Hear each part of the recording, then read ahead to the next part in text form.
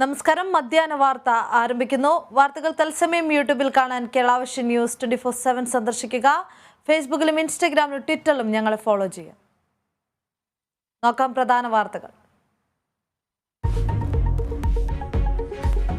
രാഹുൽ ഗാന്ധിയുടെ വസതിയിൽ ഡൽഹി പോലീസ് നടപടി. കശ്മീരിൽ പീഡനത്തിനിരയായ സ്ത്രീകൾ രാഹുലിനെ കണ്ട് പരാതി പറഞ്ഞുവെന്ന പരാമർശത്തിൽ ഭയപ്പെടുത്തി വിവരങ്ങൾ തേടാനാണ് പോലീസ് ശ്രമിക്കുന്നതെന്ന് കോൺഗ്രസ്.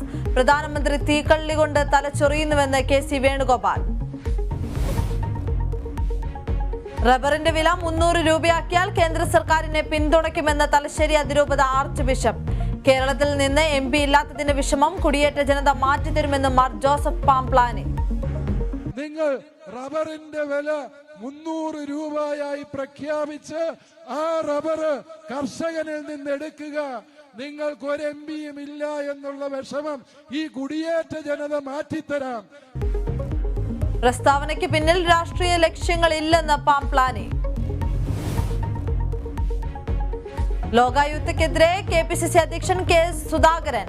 ദുരിതാശ്വാസ നിധിയിൽ വിധി പറയാത്തത് മുഖ്യമന്ത്രിയും ലോകായുക്തയും തമ്മിൽ ഡീലുള്ളതിനാൽ ലോകായുക്ത നിശബ്ദമായതിന് പിന്നിലെ കാരണങ്ങൾ അന്വേഷണ വിധേയമാക്കണമെന്ന് സുധാകരൻ. നിയമസഭാ മന്ദിരത്തിലെ കയ്യാങ്കളിയിൽ തുടർ നടപടികളുമായി പോലീസ്. നിയമസഭാ സെക്രട്ടറിക്ക് കത്ത് നൽകി. സഭാ TV ദൃശ്യങ്ങളും CCTV ദൃശ്യങ്ങളും ആവശ്യപ്പെട്ടു. KK രമയുടെ പരാതിയിൽ പാർട്ടി ഇടപെടേണ്ട കാര്യമില്ലെന്ന് MV ഗോവിന്ദൻ. ബ്രഹ്മപുരം തീപിടുത്തത്തിൽ കരാറുകാരുടെ ജീവനക്കാരെ ചോദ്യം ചെയ്ത് പോലീസ്. ചോദ്യം ചെയ്യൽ അട്ടിമറി സാധ്യത കണ്ടെത്താൻ ദേശീയ ഹരിത ട്രൈബ്യൂണലിന്റെ പിഴ ഒഴിവാക്കാൻ നിയമവഴി തേടാൻ ഒരുങ്ങി കൊച്ചി കോർപ്പറേഷൻ. സ്പാനിഷ് ലീഗിൽ ഇന്ന് El Clasico. Barcelona Real Madrid പോരാട്ടം രാത്രി 1:30. പോയിന്റ് പട്ടികയിൽ ബാഴ്സലോണ 1-ാം സ്ഥാനത്ത്.